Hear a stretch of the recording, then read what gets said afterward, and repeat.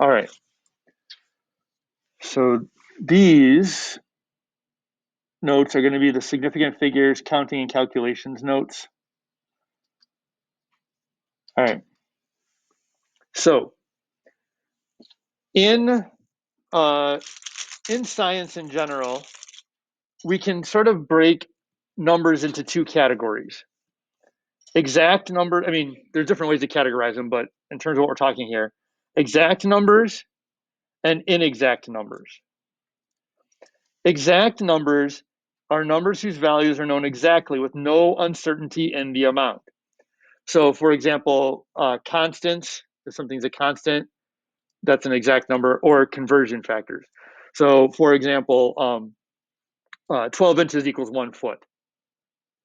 It's exactly 12 inches equals exactly 1 foot. It's not like 1 foot equals about 12. It could be 12.034. No, it's like exactly 12 inches, exactly 1 foot, right? So those are exact numbers, stuff like that. Then we have what are called inexact numbers, which, as you can imagine, numbers whose values have some level of uncertainty. These are measurements. Now, without spending a ton of time on this, the reason that measurements have some level of uncertainty is because at some point in a measurement, and I can show you using a ruler here, at some point in a measurement, you are going to be estimating the rest of the measurement. So for example, if I take my Post-it notes here and let's say I'm measuring them on the centimeters, okay? And I go, I don't know if it's really focusing super well, but okay. So like over here, you can see I've got tenths of a centimeter marked. So here's 7, and then there's 5, and then 6, and it's like either right on the 6 or right below. So, but at some point, I'm kind of estimating like, all right, so how far below? It's like 7.5 and 7.6, and I'm estimating in between those. So like maybe 7.58 or something, but I'm still doing an estimate. Whenever you measure something, at some point, you are estimating the number, because at some point your tool can't get more precise with that measurement. Does that make sense? Yes, sort of. Okay. So that's where significant figures come in. Significant figures are a way, and it's in all of science, but it's used a lot in chemistry. And significant figures allows us to know how precise a measurement is based on what numbers they show. It basically allows us to kind of tell. So have you guys ever like stepped on a scale, like a digital scale, and when it's getting the weight, it'll like sometimes it'll flicker between two numbers and then it kind of settles on one. When it's doing that, the scale is like estimating that last digit. It's trying to estimate where that's falling. So that last digit on that scale is estimated. Um, so that's the kind of idea, and significant figures allow us to show this. Okay. All right. So let's start with the counting significant figures. So counting significant figures, here's how we do it. And there's other ways to do it as well. Like the homework I gave you has a different way. I would just do this way. This is, over the years I've taught this. This is the easiest way. That I think is the easiest way to do counting significant figures. First thing you ask yourself is there a decimal in the number? If yes, if there is, you start counting from the left of the number, the left side of the number. If there is no decimal, you start counting from the right side of the number. Okay. Then, whichever you find the side of the number that you start counting from, then you do not start counting until you hit a non-zero digit, a digit 1 through 9. And then once you start counting, you don't stop, you count everything. All digits after you start counting are significant. So let's do some of the practice down here.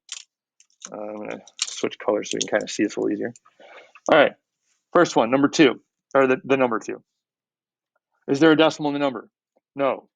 Start counting from the right side. Well, it doesn't really matter. There's only one digit. So the 2, that would be a significant because it's not a 0. So there's only one significant digit, the 2. We're counting how many significant digits, how many digits are significant in each number.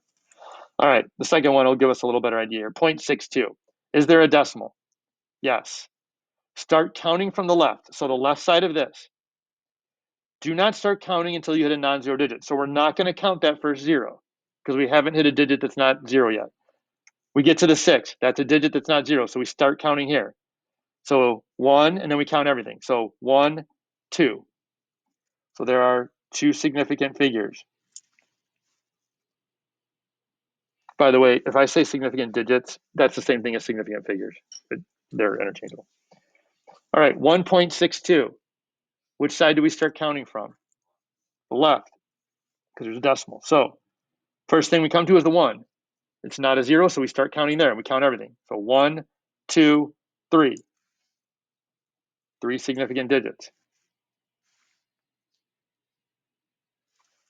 What about 3,000?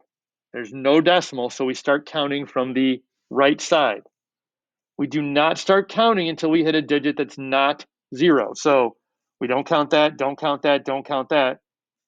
We hit the 3, that's where we start. Is there anything past the 3? No. So there's just one significant digit, the 3. Okay, because so look at so the question was, why does it matter which side we start from? So if you look at 3,000, if we started from the left side, we come to the 3 first. So we would have counted the 3, and then we would have counted everything after it. So we would have counted 4 total.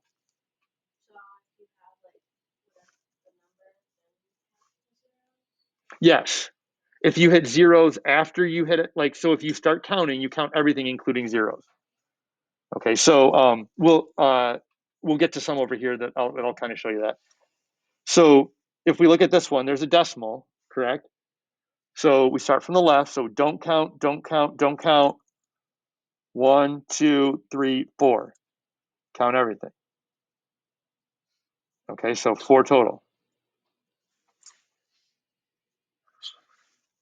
All right, so here, this is going to get to what the part that you were asking there, Sky. There's a decimal, so we count from the left, correct?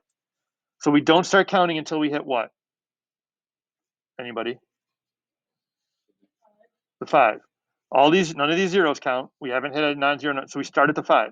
Then after we start at the 5, we count everything, including 0. So it's 1, 2, 3, 4, 5, 6. So even these zeros at the end, we just count everything. So that's 6 total. Okay, 203,000, no decimal. So we start counting from the right side. We don't count any of these. Start at the 3. 1, 2, 3. So 3 total. Okay, 40. 40.0. Which side do we start counting from?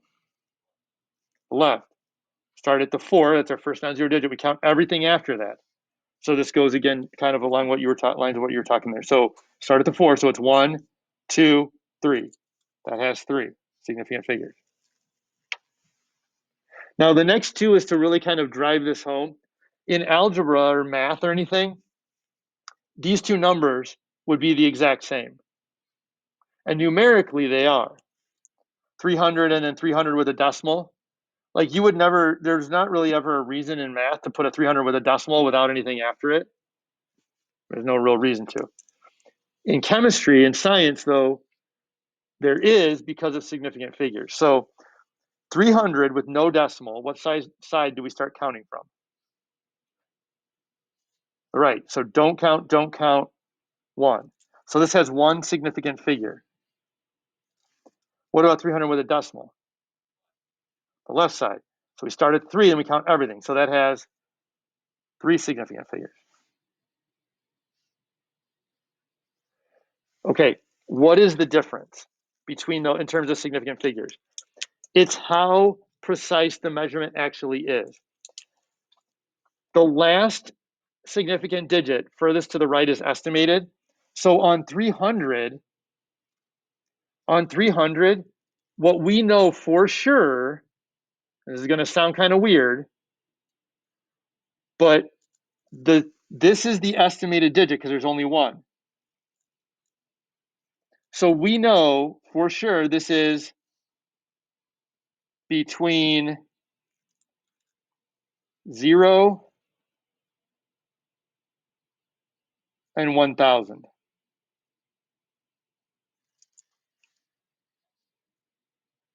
That's what we know for that measurement. So it's estimated, the 300 with no decimal is estimated somewhere between 0 and 1,000. 300 with a decimal point, the estimated digit is the ones, which means on this one, we know this is between 300 and 310.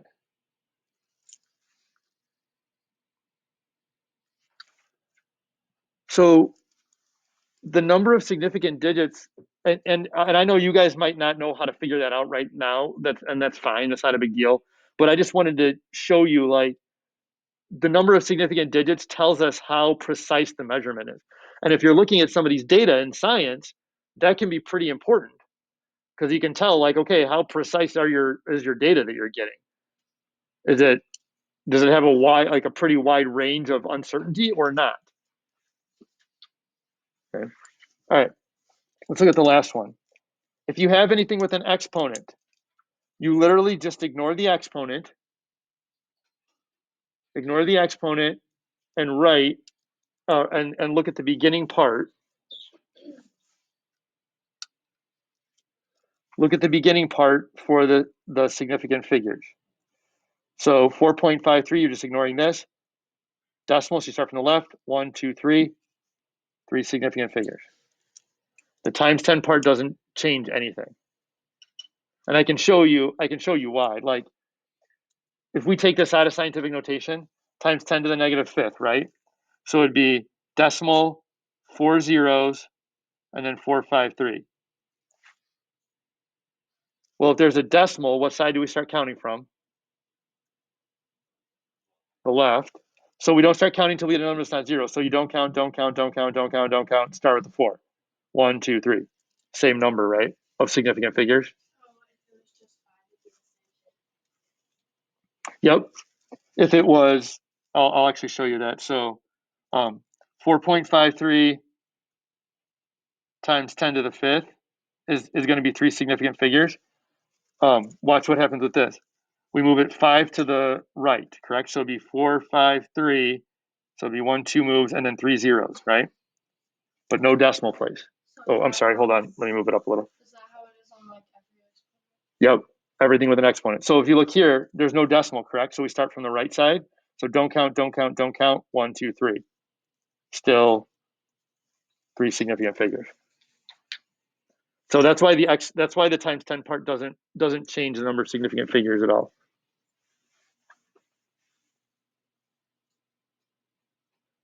All right. Questions on any of that?